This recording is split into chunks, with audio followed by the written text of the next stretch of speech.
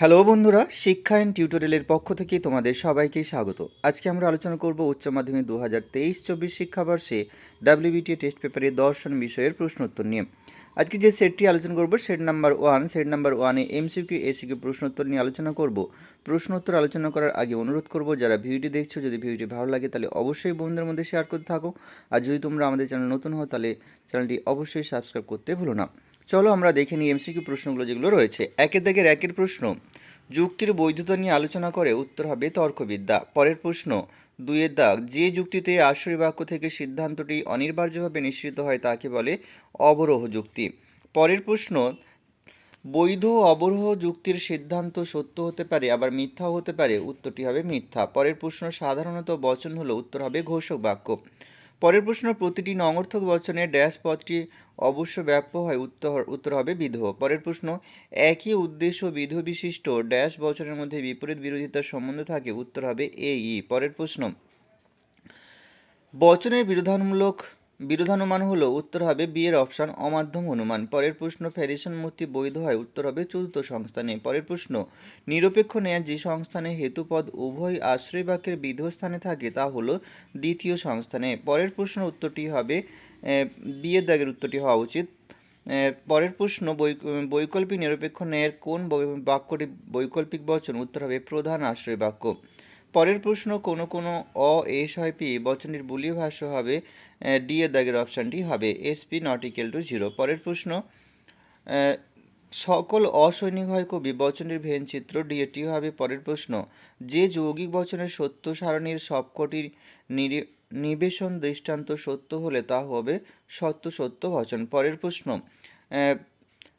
প্রশ্নের উত্তরটি এটা মিথ্যা হবে। পরের প্রশ্ন, 16 দাগ, দুটি অঙ্গবচন বিশিষ্ট যৌগিক বচন সত্য সারণীর নিবেশন দৃষ্টান্ত সংখ্যা হবে, উত্তর হবে 4টি। পরের প্রশ্নের উত্তরটি হবে আরোহ অনুমানের বস্তুগত ভিত্তি হলো, উত্তর হবে পর্যবেক্ষণ। পরের প্রশ্ন, উপমা যুক্তির সিদ্ধান্তের সম্ভাব্যতার সর্বাপেক্ষা গুরুত্বপূর্ণ শর্ত হলো, উত্তর হবে সাদৃশ্যের প্রাসঙ্গিকতা। পরের প্রশ্ন, আরোহ অনুমানের সমস্যা হলো, উত্তর হবে সামান্যীকরণ। পরের প্রশ্ন, পরিমাণের দিক থেকে কারণ ও কার্য সমান এ কথা বলেছেন, উত্তর হবে কার্ভে ব্রিড। পরের প্রশ্ন, বায়ুর উপস্থিতিতে শব্দ সৃষ্টির কারণ, উত্তর হচ্ছে আবশ্যিক শর্ত।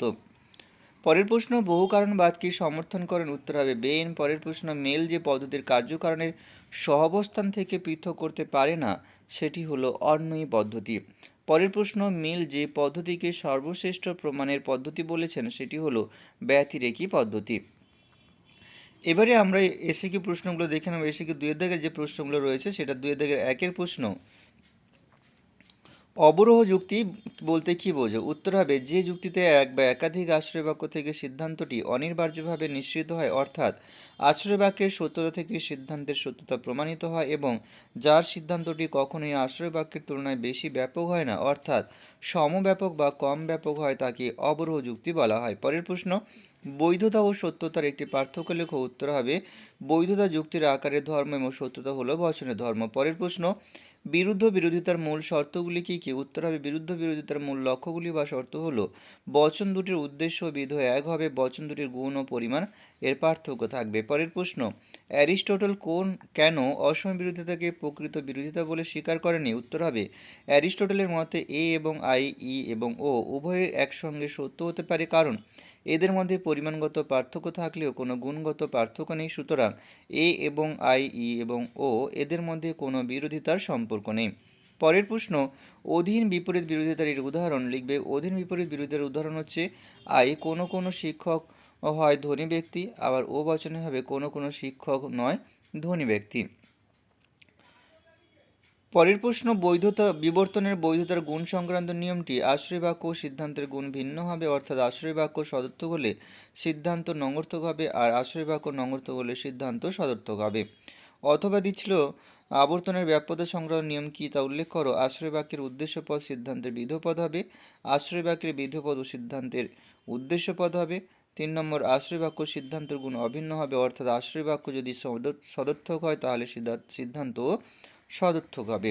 পরের প্রশ্ন, ভিয়েরো স্বীকারজনিত দোষের একটি উদাহরণ, যদি ভারত স্বাধীন হয় পি, তবে ভারত উন্নয়নশীল কিউ, তবে যদি পি তবে কিউ। পরের প্রশ্ন, বৈকল্পিক ন্যায় কাকে বলে? যে মিশ্র ন্যায়ের প্রধান আশ্রয় বাক্যটি একটি বৈকল্পিক বচন হয় এবং অপ্রধান আশ্রয় বাক্য ও সিদ্ধান্ত নিরপেক্ষ বচন হয় তাকে বৈকল্পিক নিরপেক্ষ ন্যায় বা সংক্ষেপে বৈকল্পিক ন্যায় বলা হয়। পরের প্রশ্ন, বিকল্প স্বীকারজনিত দোষ কখন হয়? উত্তর হবে, একটি বিকল্পকে অপ্রধান আশ্রয় বাক্যে স্বীকার করে অন্য বিকল্পকে সিদ্ধান্তে অস্বীকার করলে যুক্তিটি অবৈধ হবে এবং সেক্ষেত্রে যে শেষ ঘটবে তাকে বলা হবে বিকল্প স্বীকারজনিত দোষ বা বিকল্প স্বীকৃতি দোষ। পরের প্রশ্ন, পরিপূরক শ্রেণী কাকে বলে? মূল শ্রেণীর বিপরীত শ্রেণীকে মূল শ্রেণীর পরিপূরক শ্রেণী বলা হয়। পরের প্রশ্ন, ও বচনের বুলিয় ভাষ্য কি? উত্তর হবে, কোনো কোনো এস নয় P, S P not equal to 0। পরের প্রশ্ন, একক শ্রেণী কাকে বলে? যে শ্রেণীতে মাত্র একটি সদস্য বর্তমান তাকে একক শ্রেণী বলা হয়। সত্যাপেক্ষক বচন কাকে বলে? যে যৌগিক বচনের অঙ্গ বচনগুলি সত্যমূল্য জানা থাকলে সমগ্র যৌগিক বচনটির সত্যমূল্য সুনির্দিষ্টভাবে নির্ধারণ করা যায় সেই যৌগিক বচনকে সত্যাপেক্ষ বচন বলা হয়। পরের প্রশ্ন, একটি দ্বিপ্রাকল্পিক বচন কখন মিথ্যা হয়? উত্তর হবে, দ্বিপ্রাকল্পিক বচনের একটি অঙ্গবাক্য সত্য এবং অন্যটি মিথ্যা হলে দ্বিপ্রাকল্পিক বচন মিথ্যা হবে। পরের প্রশ্ন, অথবা দিয়ে এটি সংযৌগিক বচন কখন মিথ্যা হবে? অন্তত একটি সংযোগী মিথ্যা হলে সমগ্র সংযৌগিক বচনটি মিথ্যা হবে। পরের প্রশ্ন, আরোহ অনুমান কাকে বলে? যে অনুমানে একাধিক আশ্রয় বাক্য থেকে সিদ্ধান্তটি নিঃসৃত হয় কিন্তু কখনোই সিদ্ধান্তটি আশ্রয় বাক্য থেকে অনিবার্যভাবে নিঃসৃত হয় না এবং যার সিদ্ধান্তটি সর্বদা আশ্রয় বাক্যের তুলনায় বেশি ব্যাপক হয় তাকে আরোহ অনুমান বলা হয়। পরের প্রশ্ন, সামান্যীকরণ বলতে কী বোঝো? বিশেষ বিশেষ ঘটনা থেকে সার্বিক ঘটনায় উপনীত হওয়াকে বলা হয় সামান্যীকরণ। পরের প্রশ্ন, অবৈজ্ঞানিক আরোহ অনুমানের কি মূল্যহীন বলা যায়?